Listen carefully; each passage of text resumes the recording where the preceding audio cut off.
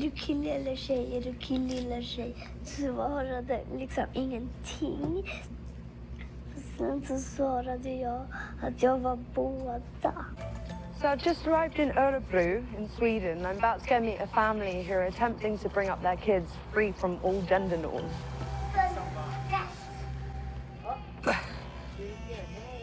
Hello, Amelia, nice to meet you. How are you? This is Nico. Hello. This is Margareta. nice This to meet is you. Nika. Margareta is my partner's mother. And where's your partner? At work. Okay. Yeah, somebody's got to bring home the veggie bacon. So this is our humble abode. I love the artwork. Yeah, this is Mika and Nico's artwork. Mama, is that your partner? Yeah, my partner goes by Matilda and Nat, but is also the one who gave birth. Okay. And I'm Mapa. It's just what felt right to me because I'm intersex. I was born with characteristics of both male and female, even though my body didn't develop along more masculine lines until puberty. And so, yeah, there is not trans, strictly trans, but we share the same values, that gendering is harmful. Del is an American photographer who moved to Sweden for love. Their work has, for over 3 decades, focused on queer identities and challenging gender norms. Let me show you around the house. Yes, please. You can see the kids' Thank you. bedrooms. This is Nico's room. And how old is Nico? Nico's 2.5. And Mika is? Almost 5.5. Mika and Nico were both assigned male at birth, but in this family, the sex you were born with does not dictate your gender identity. We don't gender toys, we don't gender colors, so... Yeah, I wouldn't gender toys. Toys? Kids like stories and their imagination is big. Or like colors. Like, come on. Think of it like this. You're a girl, a little girl, right? And by the time Barbies are for girls. They never said that. It's all the same aisle, it's toys. They never said girls' toys, boys' toys. Whatever they're interested in. It's like they can just play with whatever toys they want and Yeah. you would never They never put on makeup. Only for grown-ups. dictate what those toys were. No, absolutely not. So they both have a lot of cars, and they both have dolls. And what about with clothing? Right now, Mika is, for the past 2 months, has worn a dress every day, just about. When Mika's wearing dresses, and because Mika has very, very long hair, most people assume that Mika's female. If someone called Mika female in front of Mika, would you correct them or intervene? No, we've never corrected anybody. In fact, if people call Yeah, me, they shouldn't know anyway, or care. Exactly. call Mika she, we might go with that too. We use he for them. Sometimes it's mixed, and it depends, because in Sweden we have hen, the gender-neutral pronoun in Swedish. I think Mika has always said when I've asked, it's been she or hen. Confused about what pronoun to use, I decide to call Mika and Nico by their names. We're gendering your children. We didn't choose anything but gender-neutral names. We chose not to know what sex they would be assigned when they were born. Not answering the question, is it a boy or a girl, to avoid the B word and the G word. Changing pronouns in books. Instead of it always being mama, we say mama and mapa. What's the matter, sweetie? Asks mapa.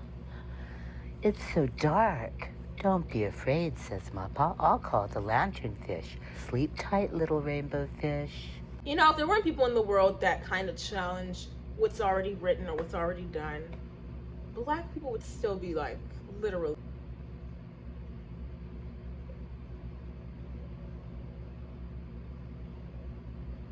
Minus overanalyzing, they would literally still be slaves. So, like legally. So I let my son go to kindergarten in a dress and with a hair like this, but that was only one time. I think if he would like to have done that every day, it would have been a problem. When I first arrived, it didn't feel that strange that the kids were wearing dresses and stuff, because kids are kids and like kids Literally. like to play dressed up. Ska jag säga hon eller hen? Just Mika, okay. Let's go. yeah.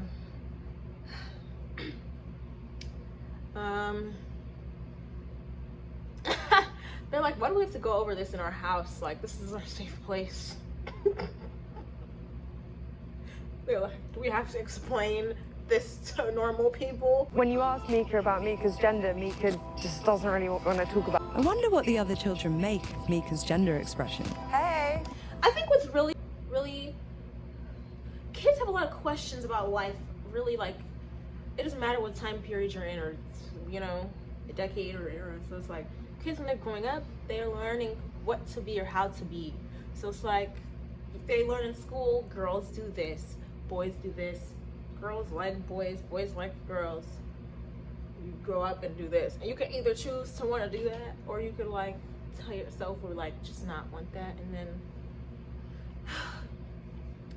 the question really is, or like the challenge sometimes they ask themselves, like, if I'm a, like for example, if I was a boy and I wanted to play with Barbies, and my teacher's going, your mom didn't teach you that Barbies are for, so I guess I must be the other thing then, because I like Barbies. And then really, we should just cut down the barrier of who can have what and do what, so that there's no confusion or side picking. It could just be like, I can like what I like. And they don't have to try to be something they're not just to like what they like. They could just do that. But all these teachings are sometimes incredibly toxic and outdated. And it's like, of course they're gonna tell themselves the only solution to have feelings or do what they want is to just change themselves. And it's not really the answer sometimes, or most of the time. I think that's where like people get confusion and all that wrapped into it. Like, it's not that they're confused about their gender sometimes. Maybe they're just confused about what they're allowed to like do, or they're just trying to do the right thing. How would you describe Mika? What is hen? När man har långt hår. En kille hos dig. What do you want to be when you grow up? Wanna be a builder. A builder? Yeah. What do you want to build? A house? I am gonna have children living in my house. What kind of children are you going to have? I don't care how they look like. Then you'll have like girls that like to play like Call of Duty, and they're just like a tomboy. If they like to get dirty, you know, they're just, or they wear a lot of pants or baggy clothes, they don't put on dresses and stuff, they're gay. Or they're a boy or a tomboy. Or guys, they like to play Sims, or they like to clean under their nails and like wash their face before they go to sleep and stuff. Like, you're gay or something. It's like, dude. So these pictures are basically breaking down the boundaries of different stereotypes. This is like a soft father figure. Precis. Och tvärtom då? Sleeping Beauty says no. Ja. I like that. Right. Don't do that in my sleep.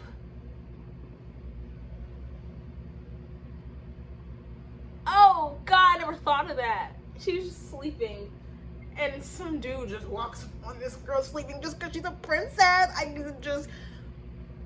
And what else? And they just painted it so beautifully. We just tell that story. The boy not consensually kissed Sleeping Beauty while she was asleep, mind you. The end! Yay! Everyone's happy. And I'm like... It's like, when I don't know, I used to hear that story and I used to be like, oh, now I'm like, true. True. True that. She said. That's it.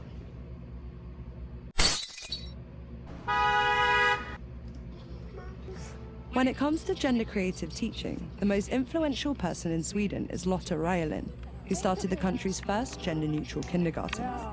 More often, pink is for girls and blue is for boys. When we call a boy cool and strong, and to girls we more often say that they should be helpful, nice, cute. And, yeah, all that. Like, why do we assign those words to like a gender? Like, what if it's like a soft boy or like a strong girl? Like,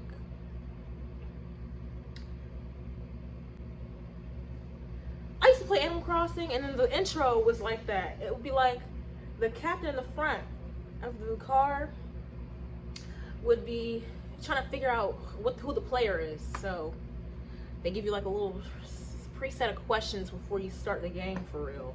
And like when you're picking the gender, they go, are you a boy or a girl?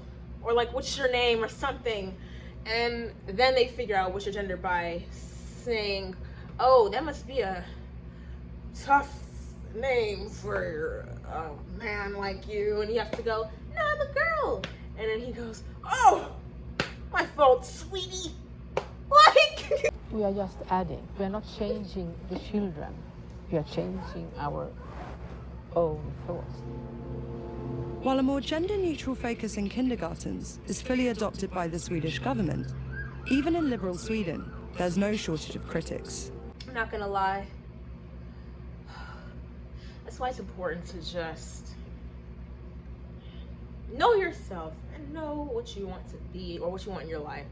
Because a lot of times there's family dynamics that where women expect the men, honestly, to be maybe something they're not. So like, for example, the mothers in the family will abuse the men's feelings for so long, so by the time they're older, they're cold or callous, or like they think being a man is like everyone should be going about life the same way they had to endure life, like struggling, feeling alone, misunderstood, or like just not heard, or like your feelings don't matter.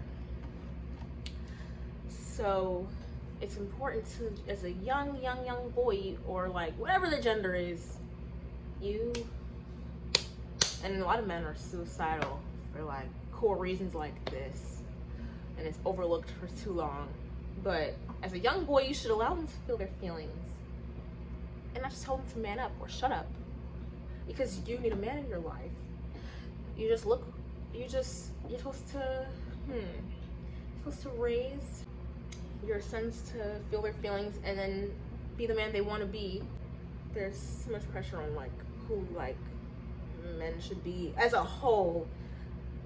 Not saying like you're not allowed to want what you want, or like, you know, expect things from men, but they're not all gonna be like macho or like this gender role that's so pushed on men. Like, it should not be the government who tells our kids how they should react. It should be up to them. In your mind, what would be a better way of doing things? You cannot solve a problem by doing totally the opposite way. I think then you create new problems. yeah, like picking sides. You just have the same problems on a different side. We shouldn't erase gender. We should just allow gender to be fluid. Or just allow, like I said, things.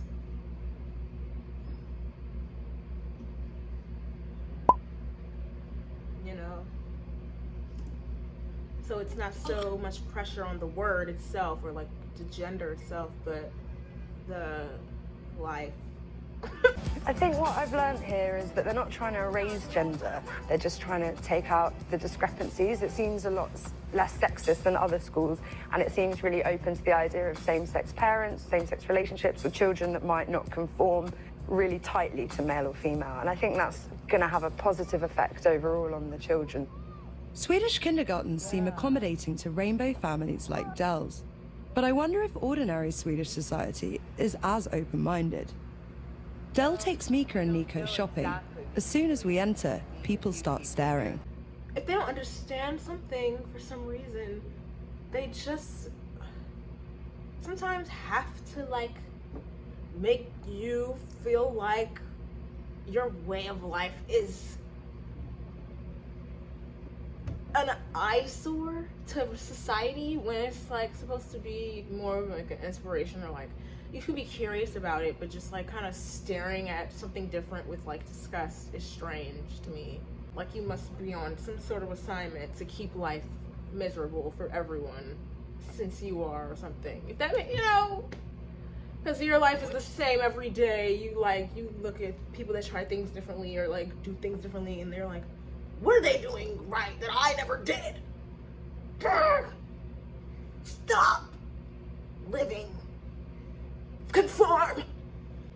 Like, and I see why some parents outside of this type of lifestyle, they feel like this type of lifestyle is confusing for a child, because they'll say, in life, no one's gonna listen to you or care. Or like, when you get older, they're still gonna try to tell you who you are. Or like, it'll feel like, my mom said I could be anything I want and do anything I want. So if somebody challenges them in society outside of their family, outside of gender, they're gonna probably maybe tell themselves, I'm not listening to any rules about anything, because everything. But that's why you gotta be a little specific and ask your child, do you know what you are and who you are and what you like? And don't keep changing it, because that could be confusing for development. And it's not that like people want to be like rude or like, what is it, misunderstanding or like dimming of their dreams and hopes. It's just like that could lead to further confusion. But I see why there's families that kind of look at this and they're just like, yo, you gotta teach them something straight, like, but they assume, I think, that the confusion is just everywhere instead of like, you know, just gender-based. Maybe that's just presumptuous, and it's my 2 cents, but. So, you know, there was a question, that question you don't like so much.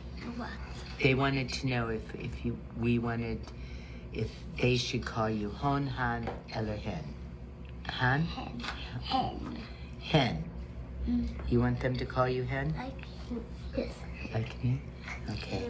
Hey Mika, why don't you like it when people ask hen, hun, han, hen?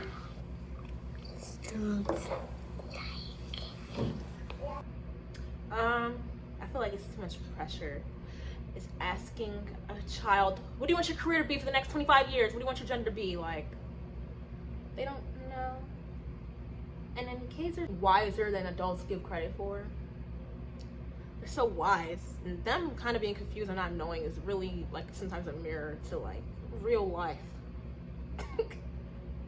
Past childhood. You're like, don't ask me that. I don't know. You asked Mika about gender. Mika doesn't care. always seem to want to talk about it. Why do you think that is? Like when people go, where do you see yourself in the next 5 years? Move! Get off me! I don't know. Do I have a time machine? To you? Where is it at?